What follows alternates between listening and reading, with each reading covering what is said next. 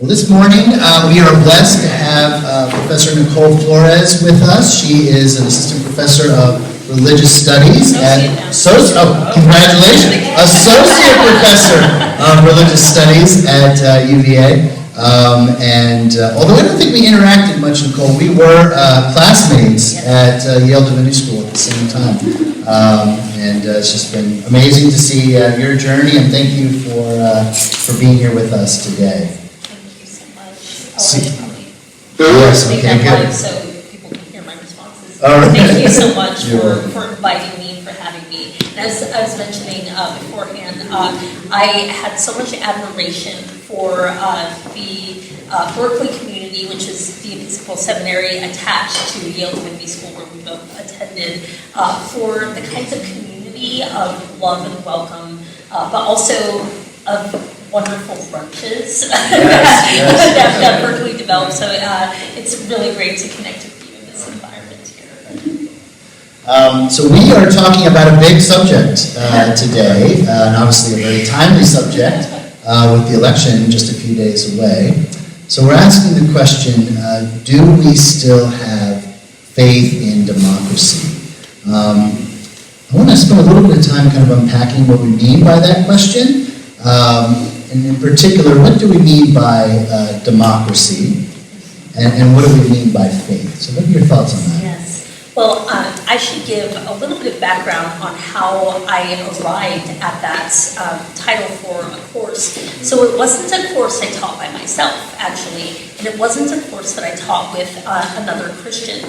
I actually co-taught that course at UVA with a colleague of mine named Bruce Williams. I don't know if any of you know Bruce from life in Charlottesville, but he was raised Jewish and remains very culturally Jewish, and is in media studies and political science, whereas I am in religious studies and theology. And as we were chatting about the course that we wanted to teach, we both kept coming back to this question: what does it mean to have faith in democracy in these times where, when we were devising this course, it was before the 2020 election, and we'd already, as a community and as a society, been through some really challenging moments in the elections of 2016, but also, more recently in Charlottesville, with the kinds of political violence we experienced here in town, and the real weight of that bearing on our community. So both Professor Williams and I were really captivated by this question.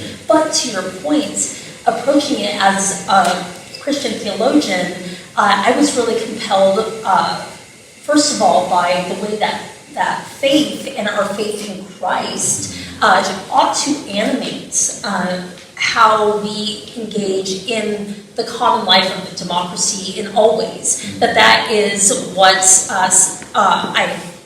I think should set apart the life of and the participation of a Christian in a pluralistic democracy, is that we are animated by those core values of love of neighbor, of even praying for our enemies and for those who persecute us. That gospel values really animate and flavor how we participate in democracy. But to the more fundamental question of what a democracy is, I mean, there are entire degrees devoted to that. But for the sake of our conversation today, thinking about a society that is predicated on participation of everyone who is both a citizen, but also the vision I have is involvement of people who aren't necessarily, citizens of a society in a legal or juridical sense, but participate by being involved with our common life in some way, shape, or form. For example, until last week, I was married to a non-citizen. My Canadian spouse has now obtained American citizenship, but before that was very much involved with our common life here in society, would attend community and public events, was interested in our politics, would attend protests, for example, and you see a lot of people, even if they're not formally citizens of the United States, engaged in that way. So this real participatory vision of people contributing while also benefiting from the structures of our society really animates the vision that I have in mind today. So democracy then is a situation where everybody can participate at various levels, depending on their citizenship and so forth and abilities. And faith for us as Christians means embodying, living out our Christian faith. Is there more to the word faith in that sense, though, too, in terms of our sort of trust or our hope, our belief in democracy? I sense in the question that maybe we're less faithful when it comes to participatory democracy, that we're sort of skeptical or cynical about things. But what are your thoughts on that? Yeah, that's a great follow-up question. I think that was definitely there in our thinking about the course, especially for my colleagues, and where theistic commitment wasn't really animating why he was asking that question at all. Do we still affirm democracy as a way of organizing our life worth preserving? And if we do, what is required for preserving it? And the really fascinating thing about that class, which is it was offered as a part of UVA's newer engagements program, our new curriculum. So we had all first-year students, all directly out of high school, immediately from their sending communities, asking that question, and that it was a tough one for our young people to affirm and say, yes, I have faith in democracy, was really telling to us. Bruce, who's older than I am, but even me as an elder millennial, seeing that even just over the course of the 20 or so years between when I was born and when my students were born, that a real sense of pessimism and doubt around whether or not they could do anything to preserve democracy, even if they had faith in it, and whether or not it was an institution worthy of their confidence was really telling and really disturbing to us as instructors. What are some of the drivers of that cynicism? What did they tell you? So much of that came from a frustration with inequality. Actually, this plunges us right back into the social traditions of Christianity, that they were actually concerned with some of the things that we are called by our Christian faith to be very concerned with. They were concerned with just what seems to be insurmountable poverty in our society, insurmountable inequality. There were some folks from different political perspectives who thought that democracy was not appropriate for instituting the kind of vision that they had of the ultimate good, and that maybe something closer to a theocratic arrangement would be more desirable. For example, within the Catholic intellectual spaces that I'm a part of, the idea of integralism, the view of integralism, which is it is a way of seeing politics that wants to more closely associate not just Christian but specifically Catholic morality and institute it through the use of the power of the state. J.D. Vance's closest intellectual allies are integralists, for example. So if you have that in mind when you hear what Mr. Vance proposes for his vision of our country, you can hear very clearly that he does desire a society that isn't just, friendly to Christian values, but where Christian values really structure, or that a particular version of Christian values structures how we interact with each other. So some of our students didn't have faith in democracy because they don't think it could do that their goals cannot be achieved in that way, whereas others, maybe from a more progressive perspective, see democracy as having failed to achieve some of their highest goals of equality, that they see it as an institution that has been more death-dealing than life-giving. And that's also very interesting to bear in mind as we, I mean, we're already voting here. I voted like weeks ago, but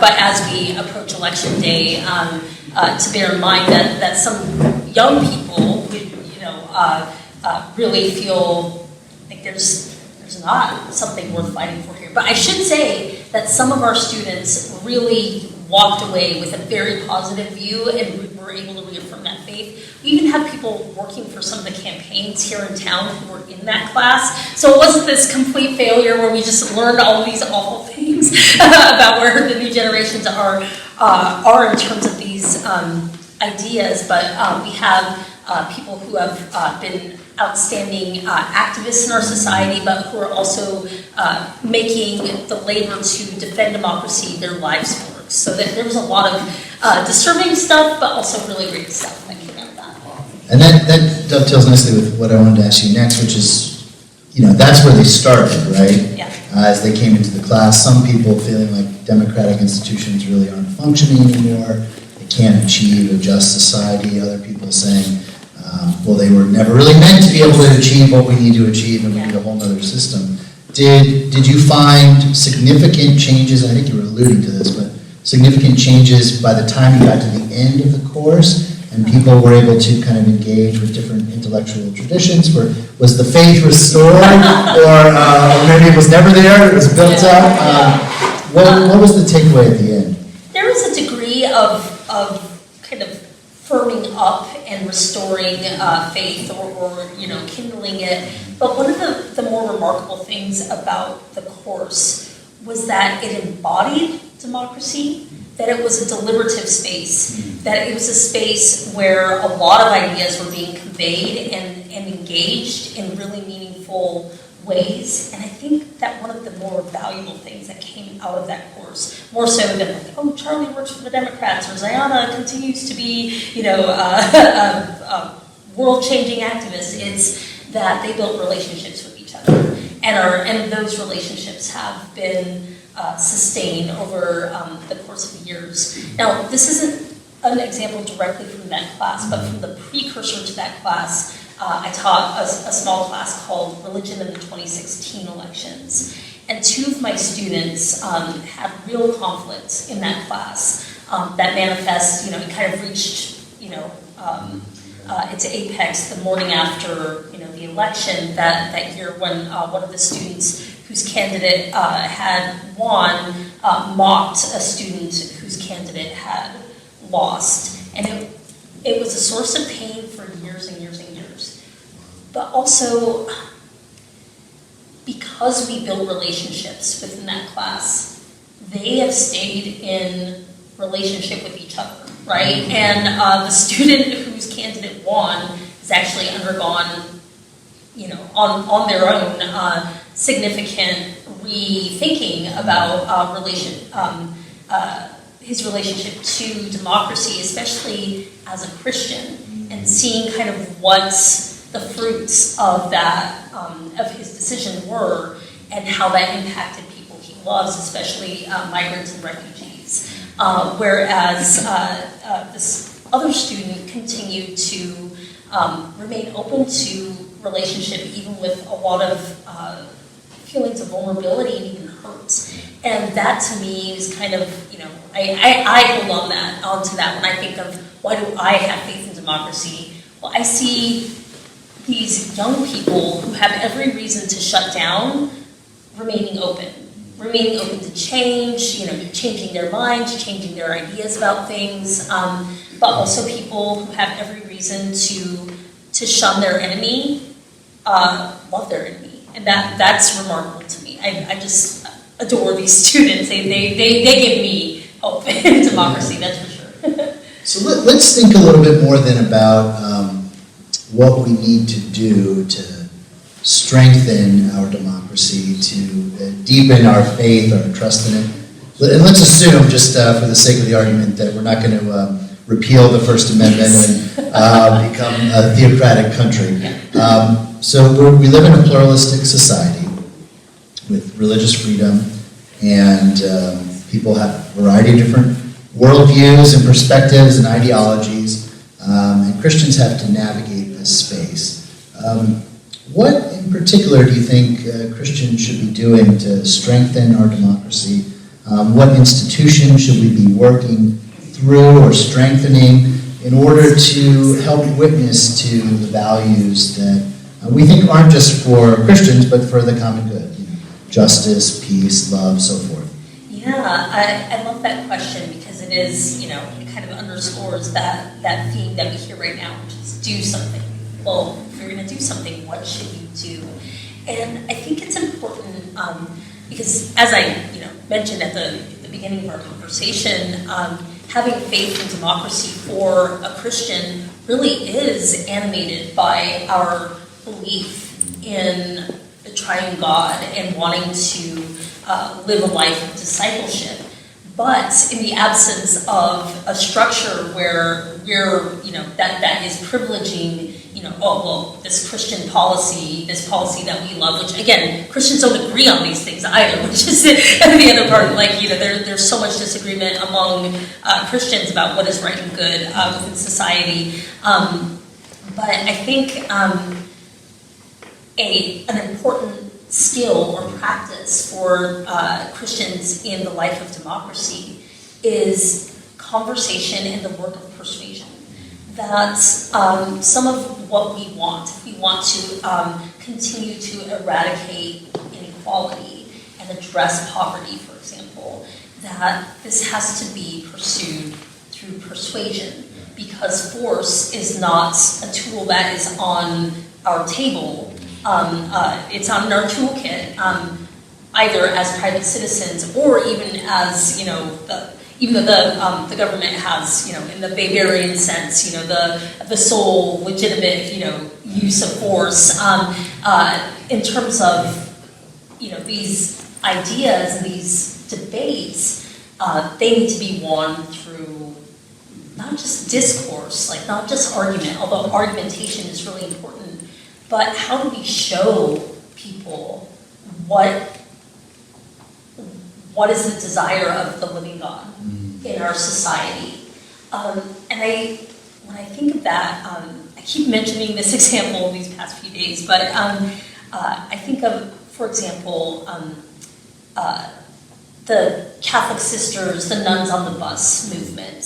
So they travel the country before elections, and they've been doing this for years, of course, trying to persuade people, and especially Christians, but not exclusively Christians, that care for the poor must be a priority for a society such as ours that is democratic, but also one where Christians want to enact this social vision.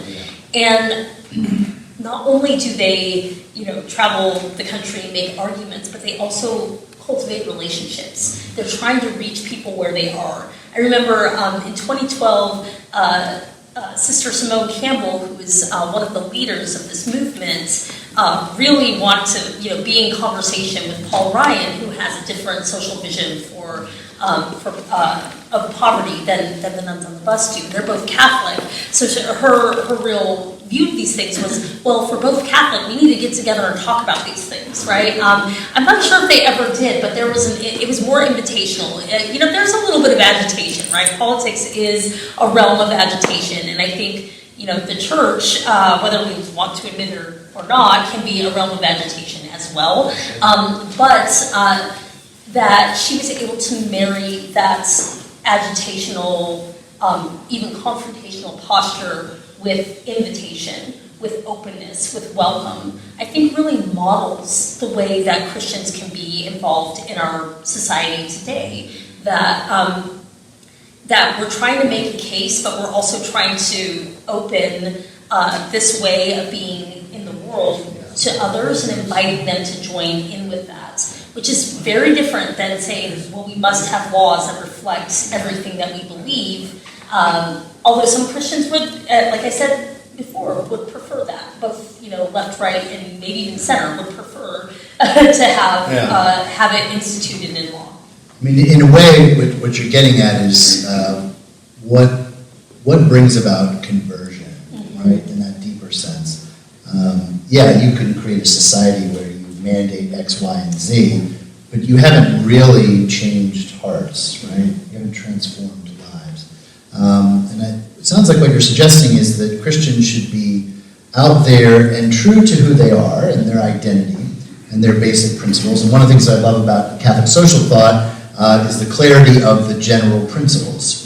Now, people are going to disagree about how to apply them in different contexts and circumstances, but the principles are there. And, if you have a particular view about how to apply that principle in a particular situation, then you have to, in a sense, make the case and persuade and have hopefully a rich conversation with somebody, which maybe they will come around, or maybe you'll find a different view somewhere in the middle or something. But that, of course, seems to be lacking in our society, right? And one challenge, it seems to me, maybe that we don't have spaces, a lot of spaces, where we can do the kinds of things that were happening in your course. I mean, you have a class where you get people coming together from different backgrounds, and they're stuck together, and they have to show up, right? So getting a grade and all this. But in society, if you disagree with somebody, you can just walk away from them, ignore them, scroll on by. So how do we create spaces in the public square and in private spaces too, where we can actually have these conversations because we're in the same room together and we're willing to listen to each other? Yeah. I didn't talk about this in the class, and I haven't written about this, although I probably should. My hot take as a mom is that it's our kids that make this possible. So for a while, I had this, what I call the thesis of Forest Hills Splash Park, that where is it in my life, I live in Old Trail where I don't encounter a lot of people who disagree with me, although there's some political difference out there for those of us who live in Old Trail and surrounding areas out there. There's political difference, but there's a lot of people who think like me out there, even if I'm from a different ethnic, racial, and socioeconomic background originally than most of my neighbors. But where are these spaces where we come together and are actually building relationships with people who might be not just different, but even very different from who we are? It's often who our kids make friends with. And where do our kids make friends? They make friends at splash parks, or at the public library, or at the neighborhood playground, or what have you, right?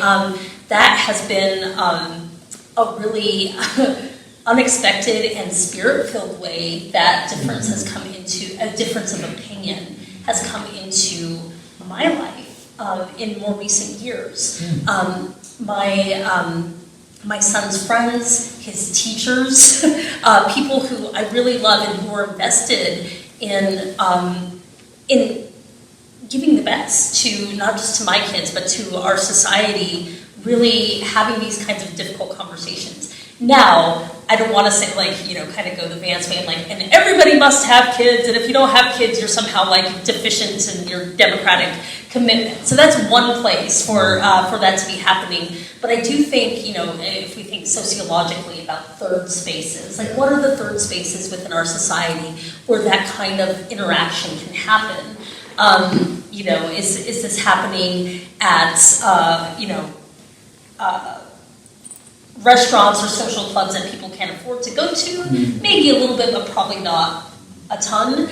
But what would our society look like if we put a little bit more attention into going to the library, for example? Or I know St. Paul's Ivy is open to this kind of event because I've seen you at one, but 4th of July in Crozet, right, with the fans that were out there.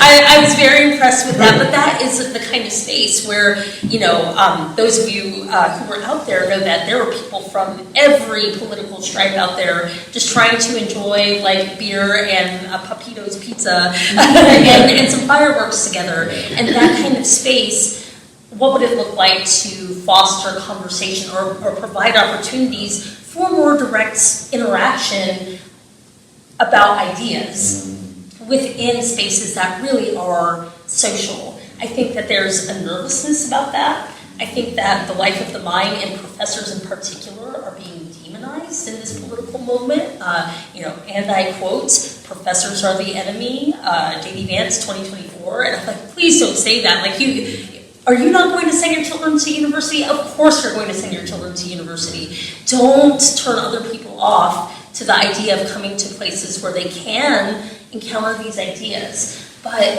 I think there's a need within our society both to cultivate opportunities to encounter someone along the road, if you will, someone in need, but also someone who's different from who we are, but then also to have rich interactions, and that's the more difficult part. How do we foster that in a way that is open and inviting and really does invite in difference among people of goodwill, as the Catholics like to say. Well, and I wonder what you think about this. I mean, in my experience, churches are often places where you can find a large spectrum of ideological or political diversity. Even though you may share a common Christian faith, the way that's embodied and lived out can be very different. Yes. And so one of the things that I worry about is that as we lose these community institutions, whether it's you talk about libraries or community centers or even churches, right? These institutions becoming less critical and central in people's lives. We have fewer spaces to even have those conversations, because you're not going to have those conversations, let's be honest, on Facebook, right? Or Twitter or wherever. I have a couple of Twitter friends who are very politically different from me, but that's very rare. But it's hard. It's hard when you're not. When you interact with somebody face to face in person, it's a very different experience. And so I wonder if maybe these things are correlated. That sort of the loss in faith and democracy might be related to also the decline of these institutions, which I think, maybe I'm wrong, but I think that they are worse off now than they were a couple decades ago even. And we don't really have those common gathering spaces to even have this conversation. Yeah, I think that you're right about that. And it's, to put it in, kind of the perspective of churches, it's really quite challenging and helps, and it actually kind of invites us as Christians who care about these things to think about what is the state of our ecumenism today, and is that taking concrete embodied form anywhere? I think in Charlottesville there are places, such as the impact actions, for example, where people really are trying to interact across denominational and even just church differences, right? Or if you think all the way back to the summer of 2017, there were a lot of pastors who were engaged in various forms of resistance to the kind of political violence and rhetoric of hate that was coming to Charlottesville on August 11th and 12th.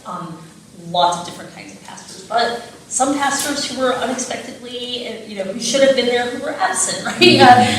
Who were really nervous that, if I take any kind of firm stand on this, I will really upset people in my congregation, and that will be good, and it will risk this being a welcoming space.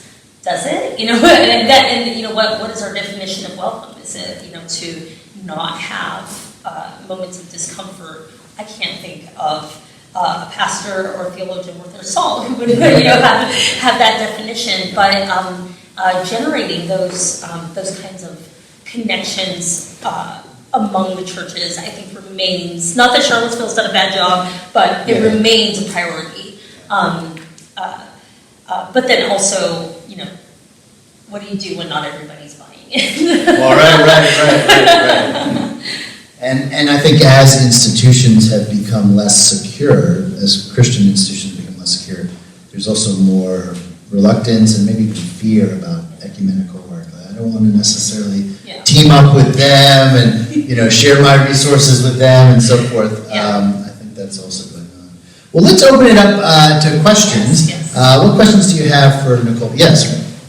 I just have a basic question, and that is democracy. Can you give me your definition? The two questions here. your definition of democracy, and then if I asked 10 of your students, would they agree with that definition? Yeah. So democracy as an institution of participatory engagement with the structures and institutions of society, what John Rawls would call the basic structures of society. So that would be law, development of policy, that lots of different voices are being heard. That's kind of a tough question to ask because as their teacher, they're like, learning about democracy. Well, they're not really learning about it very robustly in high school, even in elite private high schools anymore. So a lot of their initial kind of deeper philosophical conversations about democracy are happening in university, which is why it's a mistake to say, the university is there. But as I underscored at the top of the conversation, there's a lot of discourse about what democracy means. Most of it emphasizes, these standard principles of participation, of equality, of norms of institutions, for example, is really central to, I can't think of a theory of democracy that I've read where respect for the rule of law and the norms of institutions isn't really vital to what's going on there, even if there is an equal emphasis on discernment of the will of the people through voting and other institutions there. So it's sort of a whole package, if I'm understanding correctly. It's not just the ability to have a majority elect their representatives, but it's a series of norms, of laws, a sense of rights, different rights that everybody has, protection of the minority. It's that whole package. Guardrails for one thing. Guardrails, yeah. Wonky, which, I know everybody's like, 2020 or January 6, 2021, everything went bananas. Well, things have gone bananas before. The importance of the institutions is to have, lots of places where we can get back on track if things are not working in a way that would protect those institutions and the ability of people to participate. Because one of the things I think you're highlighting, this has been very much a main theme in our adult lives. You and I both became adults, around 9/11 and all that, is the way in which just sort of voting has been emphasized in various societies, as in the Middle East. So let's bring democracy to an area. That means let's allow them to have a majority vote. But that doesn't have any of the norms or the institutions or the rules or the sense of rights and all that, right, that go with it. So it's a bigger package than just elections, basically. Yeah. A part of my, I am an American citizen by birth, but I'm Mexican American, and some of my engagement in thinking about democracy is shaped by my personal and familial relationship with Mexico, and some of the structures of the media, including the level of violence employed towards journalists, which is in some cases really dismaying. It shows kind of the path that the United States as a democracy would not want to take, because that does influence how people act on the ground. So protection of the freedom of the press, really robust protection, not just of freedom of speech, but that calling for violence against these institutions is in itself an anti-democratic move. And not just in Mexico. I love Mexico. I really, really do, and it's very deep to my identity. But in places where those kinds of norms are undermined, it has made democracy more difficult, even more difficult than in our U.S. context to make real. Yes, Paul. Nichole, does the Christian nationalism movement, what threat, if any, does that pose to a liberal democracy like ours? This is such a difficult question, but an important one. And as I was mentioning to you Paul beforehand, I'm actually married to a historian of American evangelicalism. So if you want to talk more about the history there, do I have the guy for you? But but I do think that for our relevant to our current conversation. So first of all, as you were just stressing, definitions are everything, right? So there's still not a settled definition, even a scholarly definition of what constitutes Christian nationalism. So that's important to bear in mind, that there is a forming consensus, but there's a lot of debate still about whether or not this is,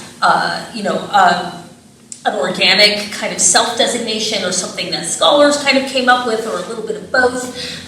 But if we're thinking of Christian nationalism as something more akin to this integralist movement that I was mentioning a few minutes ago, where there's a desire for the power of the state to be employed to institute Christian values in a way that, kind of sidesteps or ignores that more deliberative kind of process where we do have arguments about what is right and what is good. That is extremely dangerous, and that some elements, and again, I don't want to say like everybody who would identify as a Christian nationalist is violent. We've seen some elements of those movements willing to use violence to pursue those ends. And in that way, if we think about, these norms of democracy, rule of law rather than rule of, the sword or the gun, that in itself is already posing a threat. Now, the challenge here, though, is that a lot of people are like, well, if we just say, this is wrong or bad, it will go away. And as we've already seen in our society, the work of persuasion is way more difficult than that, right? To say that actually this is the better way, and that, a democracy where, ideas are discussed rather than wills imposed is the way to go. And there is a sense from people, from Christians on the right, and I'm not saying this as like some detached scholar. I'm from Colorado, but most of my family's in Nebraska, so I'm talking about my own folks here, right? Is a sense that a way of life that they don't want is being imposed upon them. So there's a sense of like that it's become an oppositional kind of framework where wills are being imposed through the force of the state rather than through persuasion, and that is a complicated problem to untangle there. But to your original point, I think that there is an unsettled debate about what constitutes Christian nationalism, and there are elements there that should give us pause if we, I don't want to assume that everyone does, but if we affirm democracy as the desired institution for our government. But also there are questions about what it means for policies to impact the lives of people, and how liberty does function within that kind of framework. That's a great question, but I feel like I can't do it justice. Like, there is so much history here that that I don't have time to address this morning. The questions we have for Nichole. Well, just expanding on that a little bit, it strikes me that perhaps it's useful to think of democracy as both a noun and an adjective, in the sense that one could argue that Christian nationalism is not democratic as an adjective, and a democracy is a form of governance that believes in democratic principles. All religions, for example, arguably are not democratic. Islam doesn't seem to be a democratic construct. Yeah. As the Catholic bishops say, they're like, we are not a democracy, but then theologians are like, yeah, but Catholicism affirms democracy. There's a whole debate. You get into those kinds of things in your class. I mean, also, when you mentioned that the students feel like equality is suffering under, as it is, you could argue that democracy promotes equal opportunity, but perhaps not equal outcomes. Well, it promotes but equal participation. Equal participation, Which of is course. distinct from both of those concepts, yeah. And I think that's really helpful, it's not even a distinction, but, thinking about, what parts of speech do we use to describe democracy, and to have that lowercase d, democracy, applied as an adjective. Where does that figure within our society? What kind of democratic places exist in our society? I would argue that the splash park in some ways is democratic, but sometimes it's the definition of state of nature, what happens in a sense of like, we need the Leviathan here to come and put things back together, right? But there are spaces that kind of embody that sense of participation, and you don't have to, before you go into a public library, you don't have to prove that you make this amount of money or less than that amount of money. Everybody shows up and is able to participate, which is separate from, again, views about equality that people would want to advance through a democratic structure, such as, the noun that you're saying there. I think that's really... Right. People can disagree about quality of opportunity, quality of outcomes. You're really just saying we need to have spaces where people can have those conversations and everybody gets to participate. Yeah. Lance, I think you had a question. Oh, I was thinking about as our society has greater people that either have no exposure to organized religion or become de-churched, how does that show up in your classroom of students? And then if they have had no previous exposure to religion, how does that shape what they think of faith and religion? I love that you bring up this question. I was chatting with a friend who is a Catholic ethicist like myself, who lives in Seattle and works in Seattle. And our conversation was actually in part about the different experience we have in trying to speak about what it is we do within public context, because in Virginia, it is actually very rare for people to have had no exposure, not even just to religion or religions, but to Christianity. And some, even if they were on the, not a part of it, the presence is, it's ubiquitous in a certain way, not just even ecclesially, but culturally. Whereas in Seattle, actually there is more of a space where students both are not religious, have not been exposed to religions in any direct way, and don't want to be.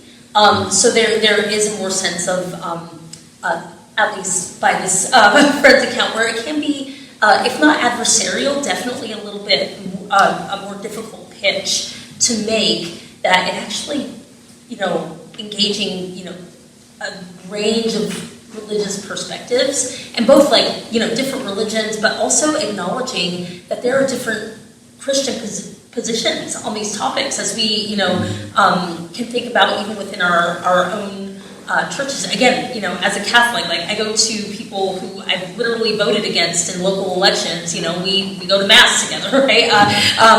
And that comes up, as a part of what we're doing. But I don't think necessarily every kind of part of society that's not engaged with religion in a direct way really understands that there's a lot of difference among Christians, a lot of difference among Jews, among Muslims, about orientation towards the political order. But I also think that this is, if I can crib John Kerry for a second, a few years ago he had this speech that religious studies people love, especially religious ethics people. He said, if I had university to do all over again, and I knew that I was going to be working, in all of these different international contexts for the United States, I would have not majored in political science. I would have majored in world and comparative religions, because in order to understand not just the United States we live in, but the world we live in, a deep, textured, nuanced, complicated understanding of these communities is absolutely vital. As much as it's a different kind of game, like there's a different scoreboard in Seattle than there is in Charlottesville in terms of like making that case to people, but I do think it's really important to continue to have, like UVA, having a thriving religious studies program within a public university is actually a public good. And not just one that studies religion as, an object, although we do have people who are very, descriptive in their approach, but we have theologians. It's not just me, it's, Chuck Matthews and Paul Jones and Darren Henry. We have a whole bunch of people who are interacting with students to have conversations about Christian theology, not just Christianity as described, ethnographically or whatever, but Christian theology and the way that interacts with the world we're in today. But hard to make that case in some places in the country. And that really is so critical and so true. I'm a religious studies major, where our focus was more ethnographic. I went over to William and Mary, so the other Virginia school down the road. But for me, that was life-changing, because throughout my entire public school education up to that point, we basically never studied religion. Not at all, because teachers were afraid to talk about it. So actually, people enter college extremely ignorant about world religions, and even maybe about their own religion, if they are Christian or Jewish or whatever. And it's a real gift that we have that at a place like UVA. And I'm all in favor of that. I think it would be great to have that. It's almost mandatory. Like everybody takes an intro to religion class just to get a sense of like the framework, right? The overview, so that you can navigate the world more intelligently. But I'm sure you see this with your students, and we see this in churches. People have almost no formation in religion. Either personally or for a broader society. I was really spoiled. I went to a magnet school within a public school in Denver that was devoted to international studies, that had a really robust world religion section. And then I have Mexican Catholic grandma. So like I was You were set. I don't know. I don't even know how much world religion the kids get out here in Crozet and Western Albemarle. I was chatting with a student from Western Albemarle just on Friday, and he was asking, because he's coming to UVA next year, and I asked, what are you interested in studying? And he was kind of, reflecting. He's like, what do you teach? He's like, religious ethics. He was like, like the look on his face was reflecting. I was like, and unfortunately his mother was standing nearby, and she said, it's very interesting. They have some of the most interesting conversations. So she was trying to sell, studying about religion to her high school senior son. But as an Albemarle County Public Schools mom, I'm here to say we don't have much of that going on. Well, we've come to the end of our time, but thank you so much for being with us today and having this conversation. Let's give Nichole a round of applause. Go in peace to love and serve the Lord. Thanks be to God.